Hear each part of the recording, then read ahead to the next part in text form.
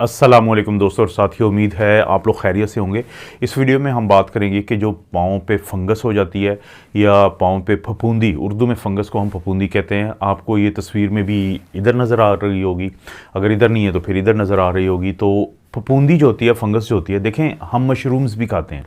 ये जितनी भी मशरूम्स होती हैं ये फंगस ही होती हैं, लेकिन ये अकेली फंगस नहीं होती दुनिया में।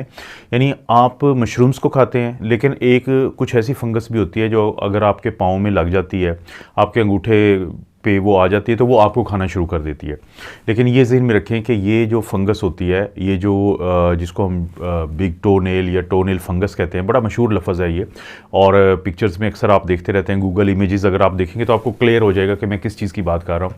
तो यहाँ पे क्या होता है कि ये हर एक को मुतासर नहीं करेगी। ये जो फंगस होती है कुछ मखसूस किस्म की सूरत हाल में को मुतासर करती है। जैसे वो लोग जो बुज़ुर्ग होते हैं, वो लोग जिनकी शुगर जो है उसका कंट्रोल कमज़ोर रहता है, वो लोग जो बहुत ही टाइट किस्म के शूज़ पहनते हैं, वो लोग जो हर वक्त जुराबें पहन के रखते हैं, वो लोग जो हर वक्त वो जूते, जैसे जॉगर्स का आजकल आपको पता है कि सर्दियाँ हैं तो लोग लंबे टाइम तक जॉगर्स पहन के रखते हैं, और जब उतारेंगे भी तो वो सॉक्स जो हैं, वो जो जुराबें हैं उनको नहीं उतारेंगे, अपने पाँव को हवा नहीं लगने देंगे। सूरज की अगर रोशनी है, जिस तरह आजकल सूरज की शुआएं हैं, आजकल सूरज दोबारा से निकलना शुरू हो चुका है इस तरह से कि हम धूप में बैठ सकते हैं, तो वो नहीं अपनी सॉक्स को उतारेंगे, अपने पाँव को नहीं सूरज की रोशनी के सामने लाएंगे। तो वहाँ पे ये जो फंगस होती है, ये जो है ये बड़ा पसंद करती है वहाँ पे रहना। और आप इसको समझ सकते हैं कि फ़िल्मों में हमें दिखाया जाता है, ये वैम्पायर्स वाली फ़िल्में, तो ये वैम्पायर की तरह है कि इसको अंधेरा पसंद होता है, इसको मॉइस्ट यानी नमी वाली जगह पसंद होती है, इसकी खुराक क्योंकि शुगर या ग्लूकोज़ होती है, तो जो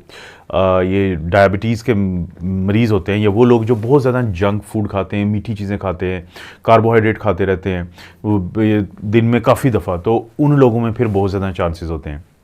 मैं बहैसियत डॉक्टर के जो एक चीज़ से थोड़ा सा डरता हूँ कि जब इस तरह का कोई पेशेंट आता है तो उसको अगर आप एंटी फंगल दवाई, ज़ाहिर है वो हमारी एक चॉइस होती है दवाइयों में से, वो देते हैं, तो ये जो दवाइयाँ होती हैं ये दो किस्म की होती है। एक होती है लगाने वाली क्रीम्स जिसको हम टॉपिकल ट्रीटमेंट कहते हैं, और एक होता है खाने वाली ट्रीटमेंट यानी ओरल ट्रीटमेंट या सिस्टेमिक थेरेपी उसको कहते हैं। अब देखें, टॉपिकल या क्रीम जो होती है वो बहुत ज़्यादा असर नहीं करती, और क्योंकि हमारा जो नेल होता है, हमारा जो नाखून होता है, ये किसी हद तक बेजान चीज़ आप कह सकते हैं कि इसकी खून की सर्कुलेशन बड़ी कम होती है। और यही वजह है कि जो आपके पाँव का जैसे अंगूठे की अगर हम बात करें, पाँव के अंगूठे की, उसका जो नेल है वो 1 महीने में सिर्फ 1 मिलीमीटर बढ़ता है, और ये पूरे का पूरा आप कह लें कि पूरे 1 साल से ज़्यादा या 1.5 साल लगता है इस पूरे अंगूठे के जो नेल को बढ़ने में।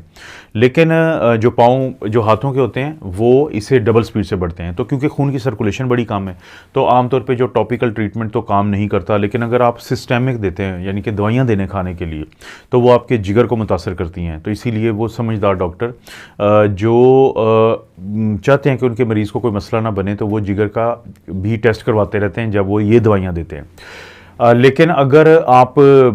इससे भी ज़्यादा समझदारी से काम लेना चाहते हैं तो आपको अपनी लाइफ में थोड़ी सी तब्दीली करनी चाहिए, ताकि आपको ये जो टो नेल का फंगस है, ये जो पाँव पे फंगस है जिससे आपका नेल जो है, नाखून जो है वो बिल्कुल ख़राब हो जाता है, वो पीले रंग का होता है, वो टूट फूट का शिकार होता है। और कभी आप नोट करें कि जो नाखून की जड़ होती है जिसको रूट कहते हैं, या मैट्रिक्स बेसिकली इसे कहते हैं कि नेल का, तो वहाँ पे फंगस नहीं होती ज़्यादा, ये आगे करके आगे वाले हिस्सों पे होती है, क्योंकि वहाँ तक जो है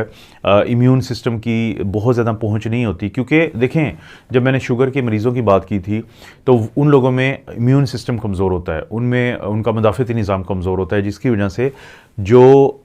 फंगस है उसको मौका मिलता है। ये फंगस जो होती है आप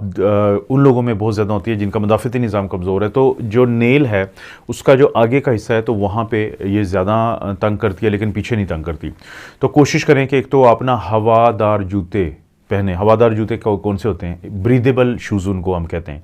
कि जब आप मार्केट में जाते हैं तो एक होते हैं बिल्कुल बंद होते हैं हर तरफ से, और एक होते हैं कि जिनमें जब आप दुकानदार को भी कहते हैं अगर सर्दियों में आपको जॉगर्स वगैरह लेना है तो उनसे कहें कि ब्रीदेबल शूज़ दें, या गर्मियों में तो ज़ाहिर है कि आपके पास ये ऑप्शन है कि आपने अक्सर वो जूते पहने, क्योंकि गर्मियों में एक एक्स्ट्रा चीज़ ये आ जाती है कि जब स्वेटिंग होती है आपके पाँव की, पसीना होता है और आप बंद जूते भी पहनते हैं, तो वो नमी और वो अंधेरा जो मैंने कहा था कि जो इसको बड़ा पसंद होता है तो वो उसको मिल जाता है। एक तो कोशिश करें हवादार जूता पहने और दिन में काफ़ी दफ़ा जूता उतार के अपना जो पाँव है उसको धूप में लाएं, क्योंकि जिस तरह मैंने वैम्पायर की एक एनालॉजी या मिसाल दी थी कि वैम्पायर्स दिखाते हैं फिल्मों में, ज़ाहिर है कि वो डरते हैं रोशनी से, तो इसी तरह फंगस जो है उसकी दुश्मन रोशनी है और रोशनी की दुश्मन फंगस है। तभी आप नोट करते हैं कि अक्सर आप जब किसी ऐसी जगह पे जाते हैं जहाँ पे दरख्त होते हैं, वहाँ पे रोशनी कम ज़मीन पे पड़ती है और वहाँ पे थोड़ा बहुत पानी होता है, नमी होती है, तो वहाँ पे फफूंदी बहुत उगती है, मशरूम बहुत उगती है। ज़ाहिर है मैंने कहा था कि सारी मशरूम्स फंगस हैं, लेकिन सारी फंगस मशरूम नहीं है या कुम्बिया नहीं है।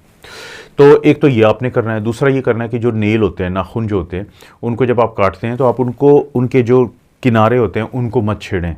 बल्कि कोशिश करें उसको स्ट्रेट लाइन में काटें, क्योंकि जब आप नेल को काटते हैं स्ट्रेट लाइन में तो कम चांसेस होते हैं कि जो साइड है, एजेस हैं, वो ज़ख्मी नहीं होंगे, क्योंकि ज़ख्मी होंगे तो वहाँ पे भी फंगस जो है वो हमलावर हो जाती है अगर उसको मौका मिले। इसी तरह से आपने कोशिश करनी है कि जो नेल हैं वो बड़े हुए ना हो। ये बहुत अहम बात है कि पाँव के अक्सर जो नेल होते हैं लोगों के बड़े होते हैं। नेल जितना बड़ा होगा उतना हम ज़्यादा चांसेस देंगे कि फंगस को और बाकी जो गंद है, डेब्री है, वो वहाँ पे इकट्ठा होगा, पानी इकट्ठा होगा और जिससे वहाँ पे फंगस जो है वो जन्म लेती है। तो हमेशा कोशिश करें कि अपने पाँव के जो